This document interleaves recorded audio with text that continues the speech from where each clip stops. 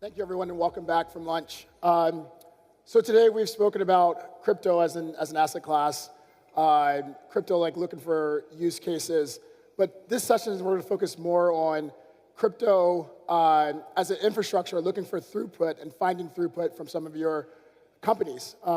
Something near and dear to our heart at Coinbase as we recently rebranded and kind of repositioned our third-party offering as crypto as a service. I've been workshopping some names, and maybe like the marketing department will let me get away with, we don't do hype, we build pipes. I don't know, let's see. Anyway, thanks for the laugh there. We have three speakers, deep roots in traditional finance, now building across the different layers of crypto infrastructure, and they all come at it from a very different angle, from markets, distribution, Web3. We'd love if you guys can just walk us through, your roles and what you're up to and how you guys are thinking about crypto being built in. Dan, maybe we kick it off with you. Yeah, sure. Thanks very much, Joe. And thanks for Coinbase for inviting me today.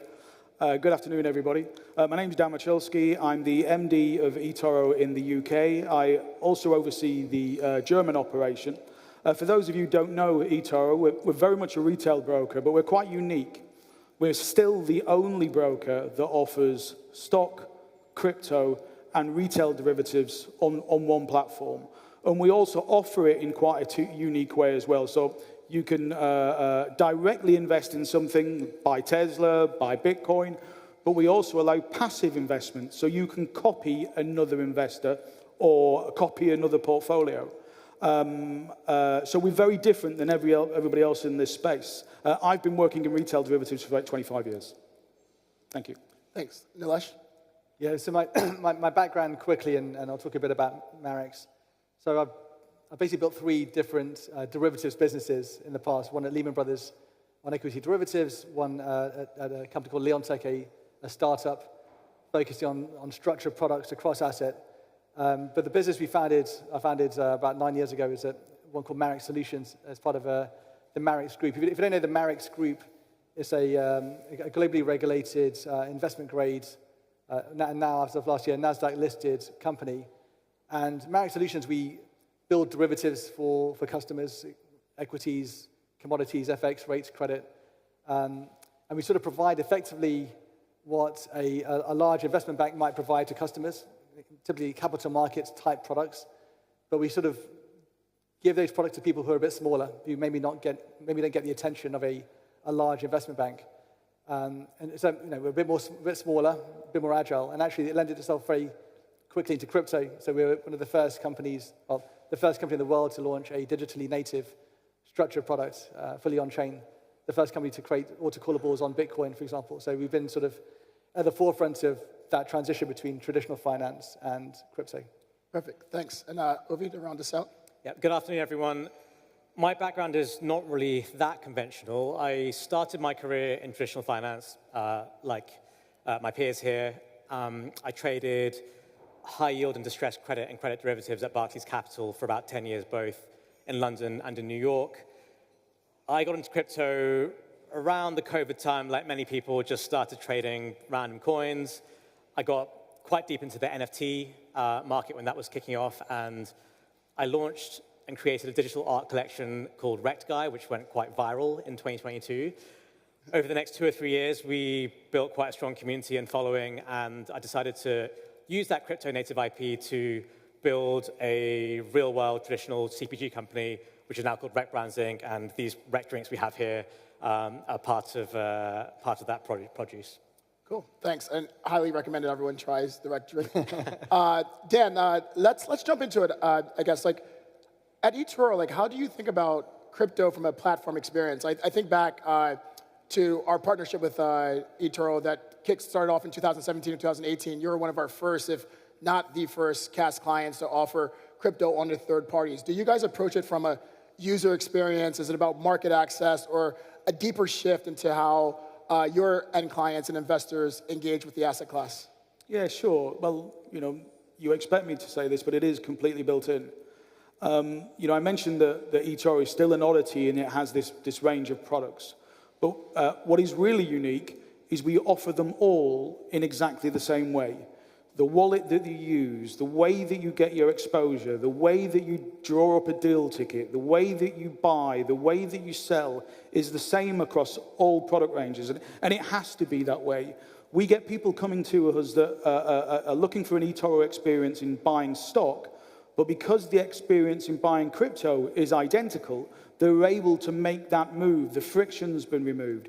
Equally, we'll get people coming to eToro to buy crypto, and they will make their first foray into trading stock because the experience is exactly the same. We had a competitor about, I'm going to say 6 months ago, that launched crypto, a financial competitor that launched crypto through a third party as a separate platform, and it required a separate account opening process. It required a separate payment mechanism. It required separate onboarding. And by their own admission, it's not been a success. And I think that fragmented approach to crypto, unfortunately, has been proven not to work. So, Nilesh, building on like what Dan said about like really having it properly embedded into the workflows, you come from a world that's all about infrastructure and risk management within TradFi. Are you seeing crypto begin to merge with traditional financial workflows? And what's happening from an integration standpoint? So crypto so far I'd characterize as being really driven by retail for many years. And that started to shift in the last, well, it's been shifting quite a long time, but you're sort of really seeing that manifest in the last 12 to 18 months. And what you're seeing, or what we're seeing, is an increasing requirement to take some of the skills and tools we developed in sort of traditional finance, derivatives, lending, clearing, and applying that to crypto clients. There's so many analogies. If you're growing coffee on a farm and you need to hedge your forward coffee price risk, there are a whole bunch of solutions people have created for that. Feels quite similar to a crypto miner who's constantly creating new Bitcoin, for example. There are very few assets which are so parked. We have trillions of dollars of crypto assets which are basically we're not extracting the maximum value from that. There are very few asset classes that have a similar characteristic. Property, people borrow against. Equities, people repo. So we're trying to bring sort of products that people can actually take and extract value from their assets by getting a yield, call overwriting, more smarter investment products. And so, some to Dan's point, trying to take the same infrastructure we've created today for the traditional world and applying that toolbox to a crypto world, that's sort of the transition we're seeing. Yeah. And Ovi, you have a physical product, right? Something you can touch, you can feel, you can actually consume, right? So for you, your business operates in a space like where crypto isn't just an overlay; it's at the core of like what you're doing every day. How do you see this integration showing up in day-to-day operations as well as your client engagement? Yeah, so for us, we're not a drinks company that does crypto. We're a crypto company that sells drinks. That's the way I view it, right? So everything that we've done, straight from the setup, has been designed with in mind of us being crypto native. So for us at Rect, we've sold over 1 million cans in our first 12 months of operations directly from our website with zero distribution, zero spend on traditional marketing, all directly from our website, rect.com. That has only been possible with crypto. And the way that it works is when you purchase a drink, you're able to earn some of our Rect token. People go away and they probably end up making money on these drinks, right? Again, that is only possible within crypto, and that is how the entirety of what we've done has been built on and designed upon. And I think my view is that for brands and for many companies, first iteration of stuff is brick and mortar. You go walk down the store, buy a Coca-Cola, right? Second iteration is the internet. You go onto Amazon.com, buy something online, gets delivered to your home. The third iteration is social media. Hey, I saw this cool influencer drink a drink. I'm going to go buy it because I saw it on Instagram. That's the third iteration. And I truly believe the fourth iteration of all of this is crypto, is finding a crypto-native way to do things like revamp loyalty systems for people, to revamp payment mechanisms. I think Web3 is going to be like the next sort of birth and generation of tomorrow's brands, and I feel like we're a first mover in all of it. Nice. Hopefully you're right. Nilesh, you've drawn a couple parallels between crypto and traditional markets like derivatives and repo, structured products that you're working on. What lessons from that world do you think apply directly here today? And what are the ones that need to be more nuanced or rethought?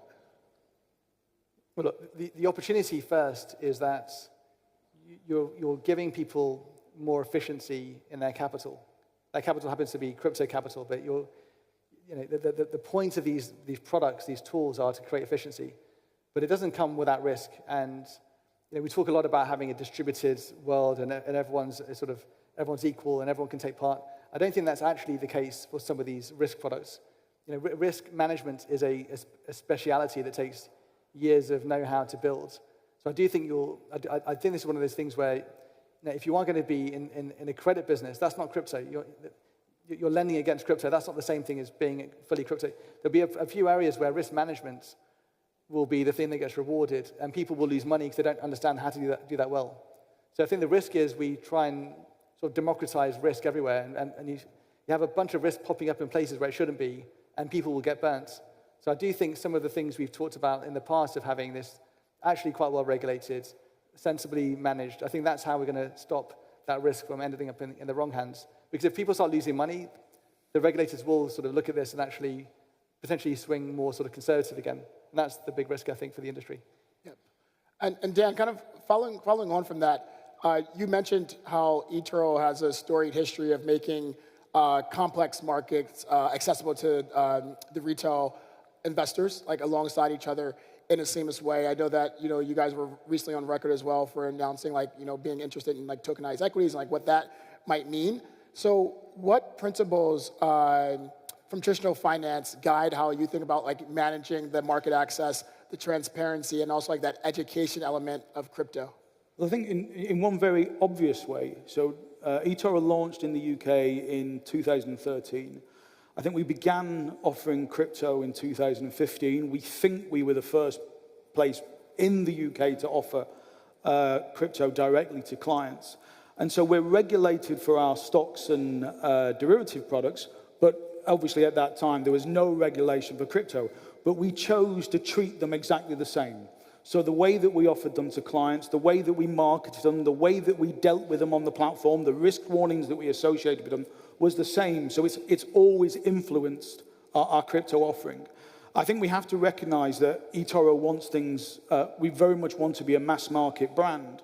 And where there's elements of the crypto community that enjoys the complexity and it enjoys the learning curve and it enjoys reading white papers and use cases, we want to approach it in a way that all the information is to hand to people. So we've got these academies, we've got these learning centers in order to help people to engage with the product. Again, rather uniquely, I still think we've got a lot of account managers in the UK. So most people who have an account with eToro that they would associate with a stockbroker, they have their account manager that associates with their crypto account as well. So if they want to have a conversation about how to get exposure to a particular basket of crypto, they can talk to their account manager. So we've taken lots of things on like that. I think I'm keen to say it does work the other way as well.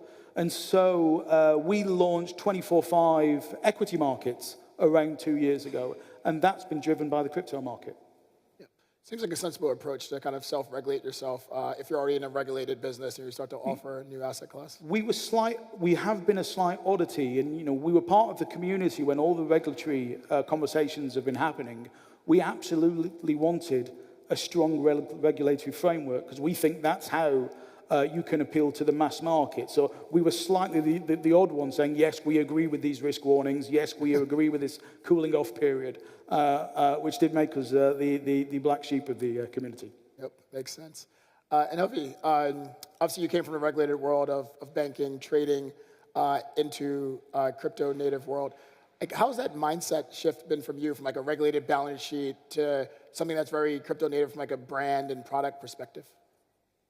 So I studied maths and economics at university, worked in an investment bank for about 10 years, did all the various regulatory exams I had to do, CFA, that kind of stuff.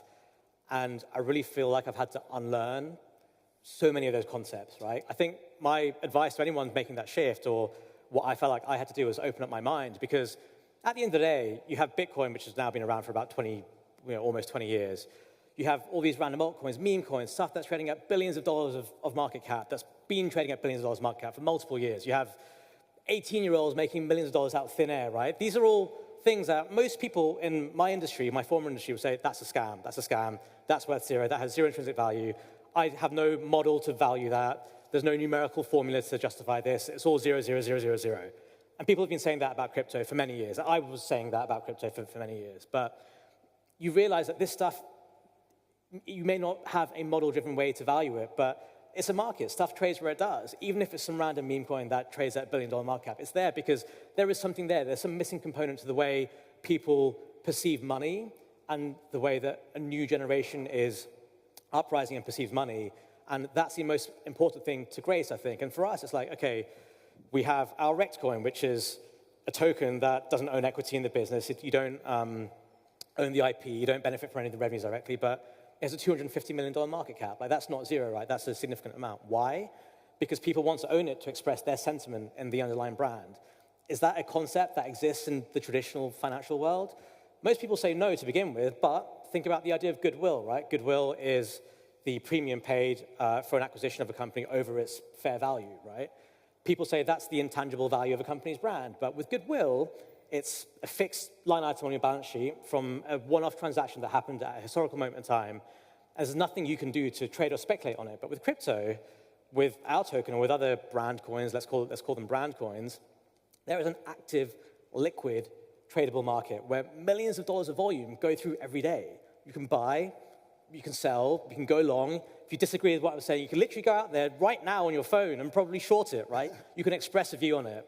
And that's what I think the powerful thing is about crypto. Like, sure, you may not agree with the value of these things, but there is an active, liquid, tradable market, 24/7, by the way. It's all 24/7 that's going through every day. And rather than thinking it's valueless, like, think of a way to actually use it to apply to a traditional business, which is what we're doing and what we've done.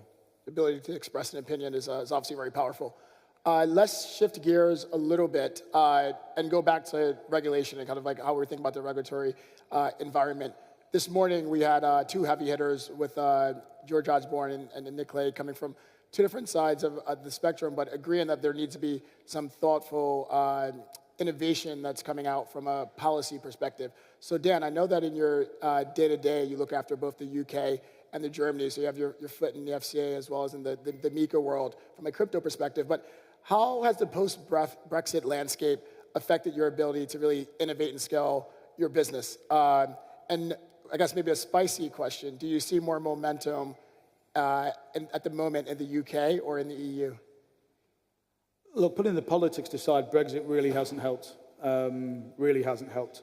And you know, when I'm going to eToro at R&D and asking them to dedicate resources to new products, services, or developments, if I'm arguing to build something for the UK audience, or if I'm arguing to build something, let's say, principally for the German audience, because of MiCA, I can go into the entire European client base.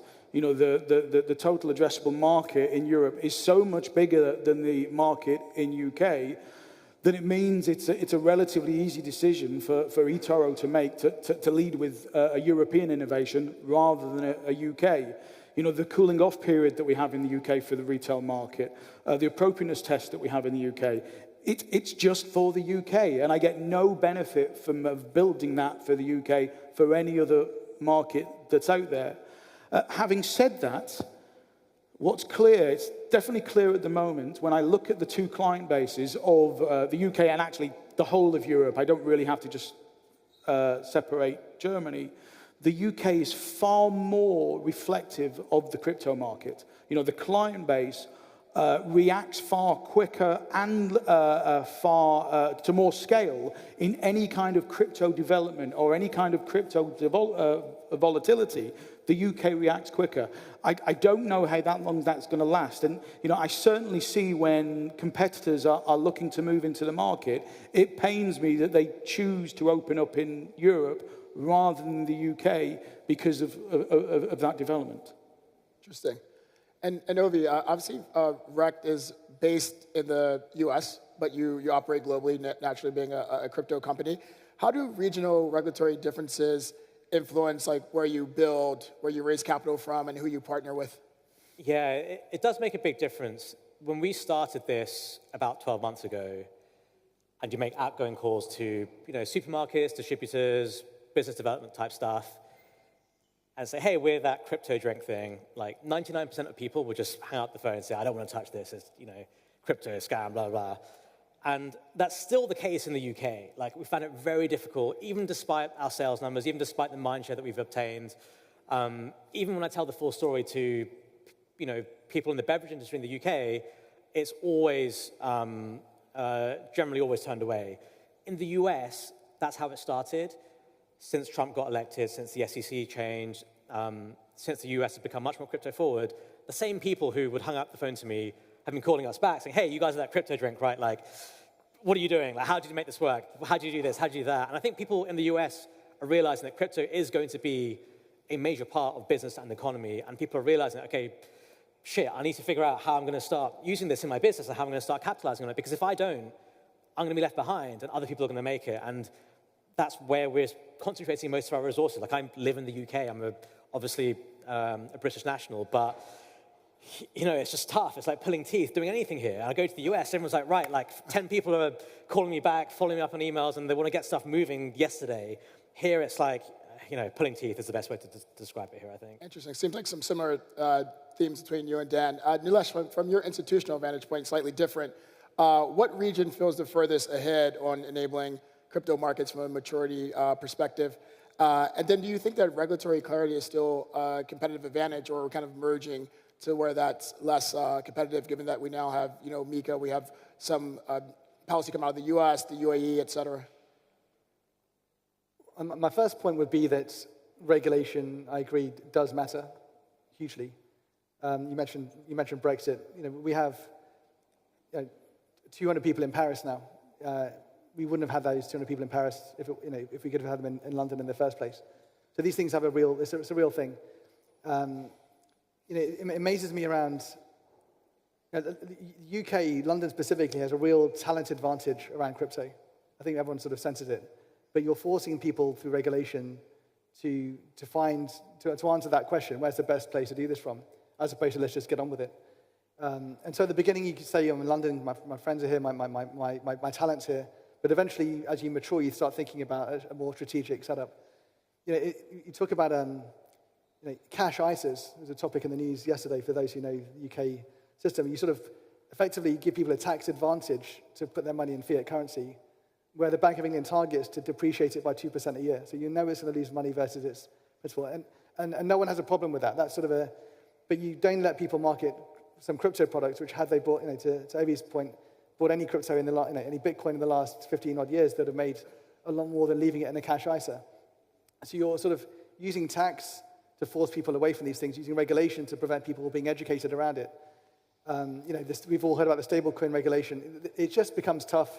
I think I saw some statistic that they've only approved something like the FCA approved like 8 AMLD5 licenses in 2025 or some silly number. I mean, this is extraordinary. This is a reasonable bit of regulation that just is stopping people actually being active. And so from our perspective, in a long-winded way to answer your question, if you asked me a year or two ago, which countries would we consider our activity growing in, it would have been the usual, the Dubai, Abu Dhabi, Singapore. Actually, now it's the US.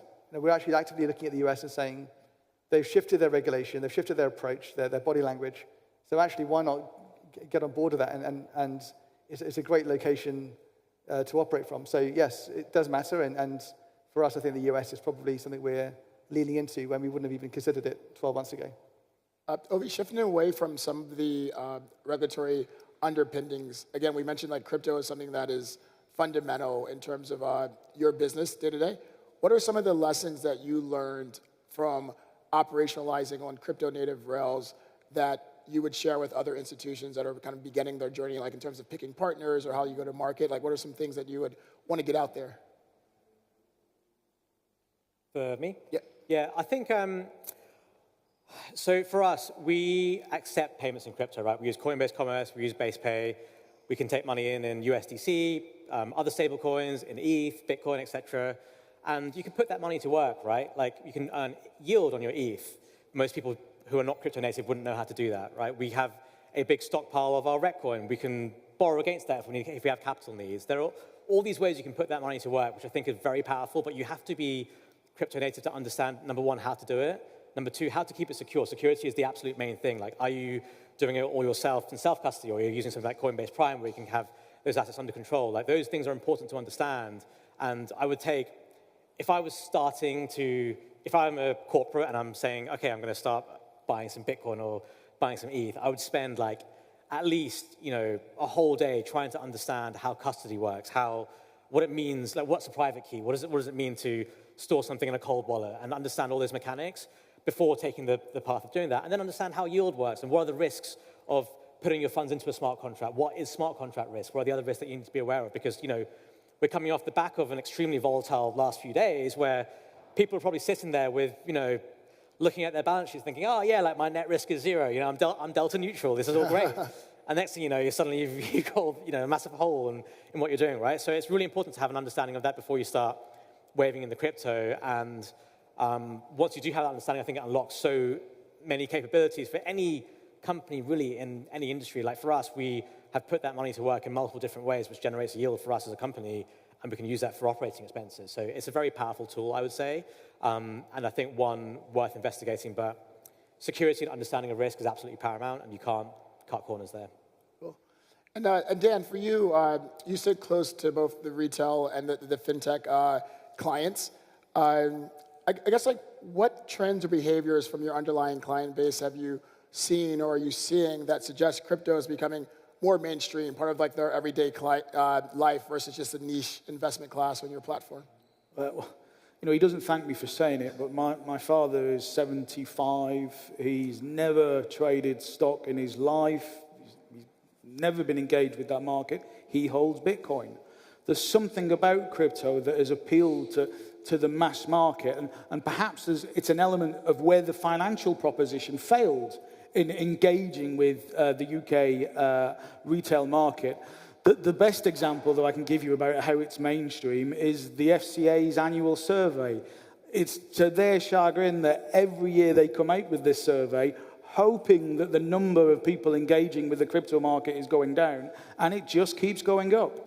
12% of UK adults are now considered to be crypto holders. That is more than the people that suggest that they're engaged in stock ownership. So it's mainstream. It's there. It's happening. eToro continue to open thousands of accounts a day, and a good proportion of those are trading crypto. Jeez. Maybe we can also get your dad to open a Coinbase account alongside his eToro account. Absolutely. Nilesh, maybe you round us out here. From your vantage point, right, what you're seeing from an institutional client perspective and products that are coming off the shelf, what new partnerships or innovations from a product perspective do you think will really define this next phase of institutional adoption? You can argue that the ETFs kind of brought us into that to some degree, but what will kind of bring us, the next 3-5 years? I think you're seeing it already. I think the promise of tokenization was probably made in 2021, but now it's really materializing. I know Coinbase are pushing sort of tokenized equities along with other people. I think we'll now see in the next 12 to 18 months every sort of traditional security appearing in a 24/7 tradable, fractionalized, more democratized, tokenized format, which is what is forcing us to rethink our model. We've got to be around to trade 24/7. We've got to be able to take those assets as collateral and lend against them, or to take those assets and provide a yield. I think that if we get that right, and we can start then bringing the other innovations we talked about before, allowing people to hedge their positions, to invest through leverage, using options, using sort of structured products, bringing sort of the know-how we've developed over decades in traditional finance, and now start to apply it to this sort of new tokenized world. I think that provides a huge opportunity for the traditional finance players to actually now provide those services. Perfect. Very exciting. Well, Dan, Nilesh, Obi, thank you so much for joining us today. Thank you for the insights, and looking forward to seeing how you all get on. Thank you. Thank you, Raj. Thank you. Cheers.